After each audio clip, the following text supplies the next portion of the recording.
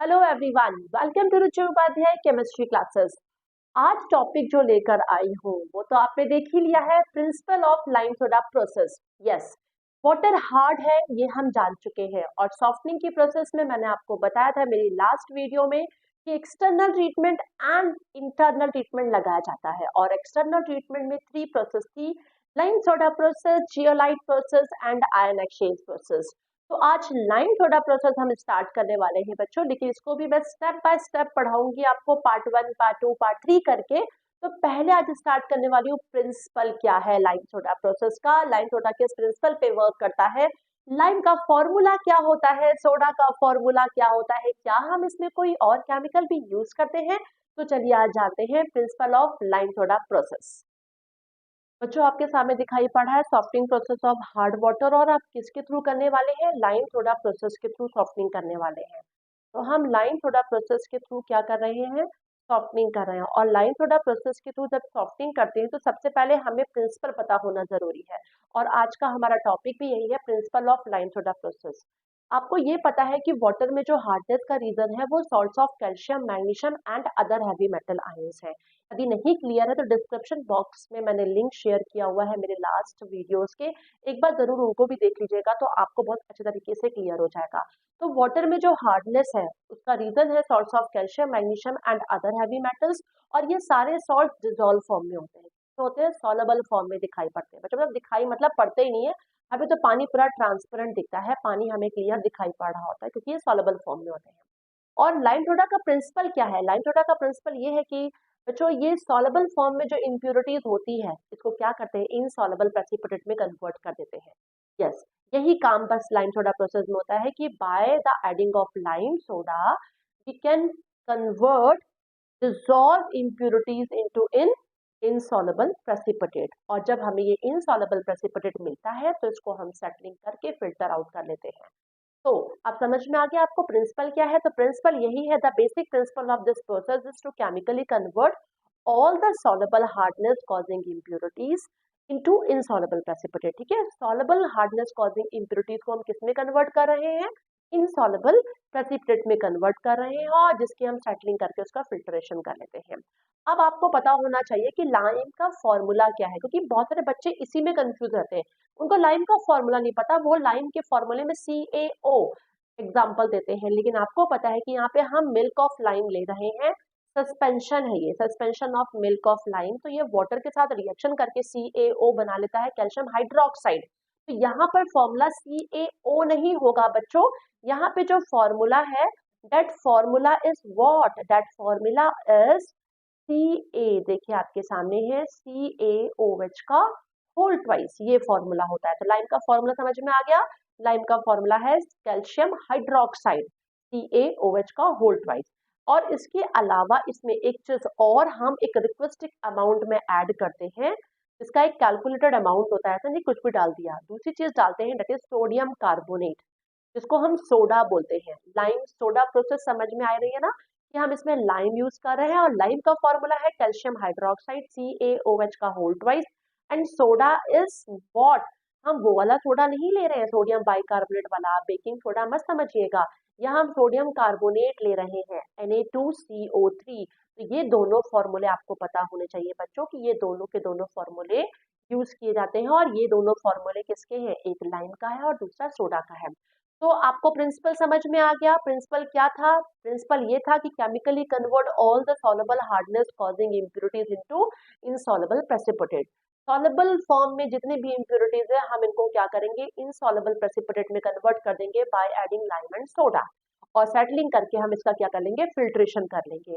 Next आपने क्या जाना कि लाइम का फॉर्मूला क्या है? लाइम का फॉर्मूला है कैल्शियम हाइड्रोक्साइड, CaOH का होल ट्वाइस।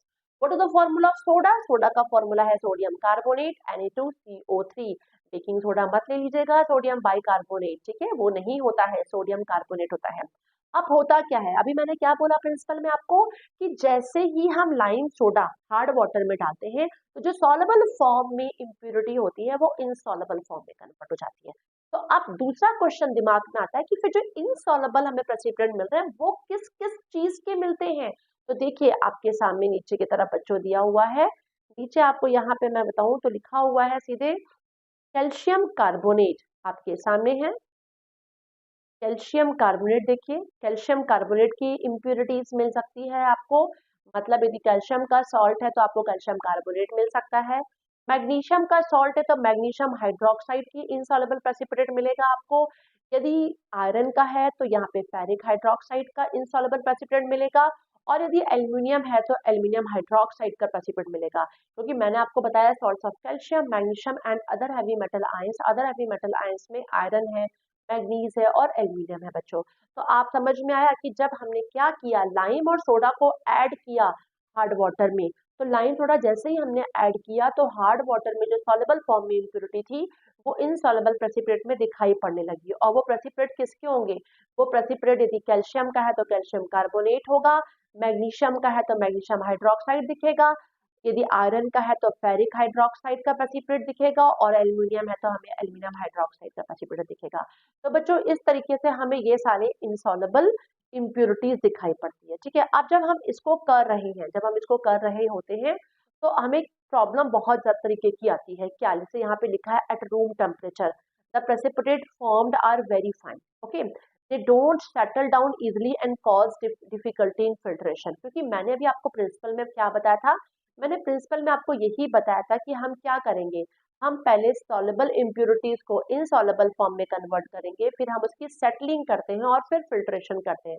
और क्या है, यदि ये रूम टेम्परेचर पे हो रहा होता है तो ऐसे में क्या होता है कि ये वेरी इजिली सेटल नहीं होता, नीचे की तरफ इसकी सेटलिंग नहीं होती, सेटल डाउन नहीं होता, तो हम फिल्टर करने में इश्यूज आते हैं। तो अब नेक्स्ट क्या करते हैं, नेक्स्ट हम क्या करेंगे, एलम यूज करते हैं बच्चों। यदि हम रूम टेम्परेचर पे ये प्रोसेस कर रहे हैं और हम लाइम सोडा को ऐड कर रहे हैं और हमें इनसॉल्युबल इम्प्योरिटीज मिल चुकी है लेकिन वो सेटल नहीं हो रही है, तो मैंने आपको बोला था ना कि भी हम इस प्रिंसिपल में कुछ और केमिकल्स भी यूज करते हैं प्रोसेस में। तो वो केमिकल्स क्या है, वो केमिकल्स हैं हमारे यहाँ पर क्या, दैट केमिकल्स इज एलम। आप एलम को यूज करते हैं क्योंकि हम यहाँ पे कोएगुलेंट यूज करेंगे। बच्चों ध्यान रखिएगा, हम यहाँ क्या यूज करने वाले हैं, वी आर यूजिंग कोएगुलेंट। और कोएगुलेंट क्या करता है, सेटलिंग का काम करता है।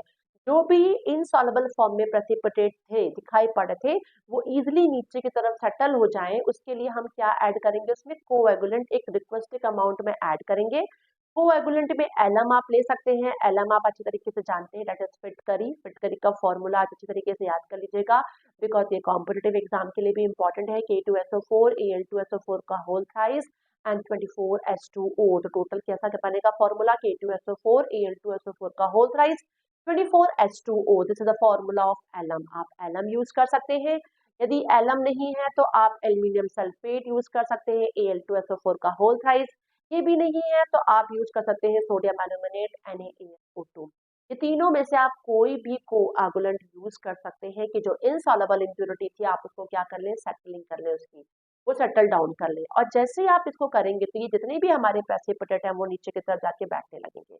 यहाँ पे देखिए लिखा है, however if small amount of coagulant like alum or aluminium sulphate or sodium aluminate are added, they hydrolyse to precipitate of aluminium hydroxide. देखिए यहाँ पर ये आपको दिखाई भी पड़ रहा है रिएक्शन, मैंने रिएक्शन देखिए किया हुआ है सिंपली सोडियम एल्यूमिनेट और एल्यूमिनियम सल्फेट का। और जब आप यहाँ पे देखिए डाल रहे हैं तो ये देखिए क्या कर रहा है, हाइड्रोलाइज हो रहा है किसमें, एल्यूमिनियम हाइड्रोक्साइड में। ठीक है, ये देखिए एल्यूमिनियम हाइड्रोक्साइड का प्रेसिपिटेट हमें यहाँ पे मिल रहा है, which entraps the fine precipitate of calcium carbonate and magnesium hydroxide. ठीक है, जिसके कारण हमें फाइन फॉर्म मिलता है किस चीज का, कैल्शियम कार्बोनेट और मैग्नीशियम हाइड्रोक्साइड का। और ये क्या करते हैं, ये हेल्प करते हैं इस कोर्स प्रेसिपिटेट को प्रिपेयर करने में। और इसके बाद बच्चों क्या होता है, हम इसको क्या कर लेते हैं, फिल्टर आउट कर लेते हैं। तो this is very simple process. तो आपको समझ में आ चुका होगा कि प्रिंसिपल क्या है और हम प्रिंसिपल में क्या क्या चीजें यूज कर रहे हैं। तो क्लियर है बच्चों, प्रिंसिपल क्या था, प्रिंसिपल यही था कि हम क्या कर रहे हैं, केमिकली कन्वर्ट कर रहे हैं all the soluble hardness causing impurities को इनसॉल्युबल प्रेसिपिटेट में, उसके बाद हम उसकी सेटलिंग करते हैं और फिल्टरिंग करते हैं। फिर हम लाइम का फॉर्मूला जान चुके हैं, लाइम का फॉर्मूला है कैल्शियम हाइड्रोक्साइड एंड सोडा का है सोडियम कार्बोनेट। ठीक है ना, इतना करने के बाद मैंने आपको बताया था कि जैसे ही हमने इसको ऐड किया इनसॉल्युबल इम्प्योरिटी मिलेगी। इनसॉल्युबल इम्प्योरिटी किसकी होगी, कैल्शियम सॉल्ट है तो कैल्शियम कार्बोनेट की, मैग्नीशियम है तो मैग्नीशियम हाइड्रोक्साइड, ये ferric hydroxide and aluminium hydroxide की इनमें सबकी में से किसी की भी आपको क्या मिलेगी, इनसॉल्युबल प्रेसिपिटेट मिलेंगे। अब क्या है, एट रूम टेम्परेचर में ये वेरी इजीली सेटल डाउन नहीं होते हैं, तो we are using what, we will use coagulant. Coagulant या तो आप एलम ले लेंगे, या आप क्या ले लेंगे, एल्यूमिनियम सल्फेट ले लेंगे, या आप सोडियम एल्यूमिनेट ले लेंगे, और इसको ऐड करने के बाद वेरी इजीली क्या हो सकेगा, सेटलिंग होने के बाद आप फिल्टर कर सकते हैं। तो ये एक सिंपल सा प्रोसेस था, प्रोसेस भी नहीं, इट इज अ प्रिंसिपल। ये एक प्रिंसिपल था किसका, लाइम सोडा का, कि ये किस प्रिंसिपल पे वर्क कर रहा है। और आपने देखा कि इसमें लाइम सोडा का फॉर्मूला क्या है, जो इंसॉल्युबल प्रेसिपिटेट मिल रहे हैं वो किस किस के मिलेंगे, और हम इसमें कोएगुलेंट यूज कर रहे हैं तो कौन कौन से यूज कर रहे हैं। तो आज हमने ये जाना कि प्रिंसिपल क्या है और क्या चीजें हम इसमें यूज करने वाले हैं। नेक्स्ट में हम जानेंगे कि भाई हमने लाइम को पानी में ऐड किया, सोडा को वाटर में ऐड किया, ऐसा क्या चीज मिला, ऐसा फाइनली क्या चीज मिला कि हम ये बोलेंगे कि ये रिएक्शन इन्वॉल्व थी। तो नेक्स्ट वीडियो में आप जानने वाले हैं chemical reaction involve in softening of hardness of water bye lime soda. ठीक है, तो लाइम सोडा की प्रोसेस में कैसी केमिकल रिएक्शन इन्वॉल्व होती है ये जानेंगे हम, और उस प्रोसेस के थ्रू हम जान पाएंगे स्पेशली क्या चीज, कि आपको ये पता चल जाएगा कि लाइम सोडा प्रोसेस में क्या क्या रिएक्शन इन्वॉल्व रहती है, एंड देन फिर हम सॉफ्टनिंग स्टार्ट करेंगे। तो मैं उम्मीद करूंगी कि आपको इतना समझ में आ चुका होगा। अभी ये पार्ट में चलेगा, फिर मैं इसका कंप्लीट वीडियो भी लेकर आऊंगी, तो आप एक बार में भी लाइम सोडा के प्रोसेस को समझ जाएंगे। तो पहले शॉर्ट शॉर्ट में समझिए कि अच्छे तरीके से आपको ये चीज समझ में आ सके। तो मैं उम्मीद करती हूँ कि आपको अच्छे तरीके से समझ में आ चुका होगा। तो लाइक कीजिए, सब्सक्राइब कीजिए, शेयर कीजिए अपने दोस्तों को भी, उनको भी फायदा हो। आपने सब्सक्राइब नहीं किया तो आप भी जल्दी सब्सक्राइब जरूर कर लीजिए। एंड मेरे वीडियो के चैनल का क्या करना है, आपको बेल आइकॉन को क्लिक करके रखना है कि मेरे नेक्स्ट वीडियो का नोटिफिकेशन आपको टाइमली मिले। Thanks for watching this, bye bye.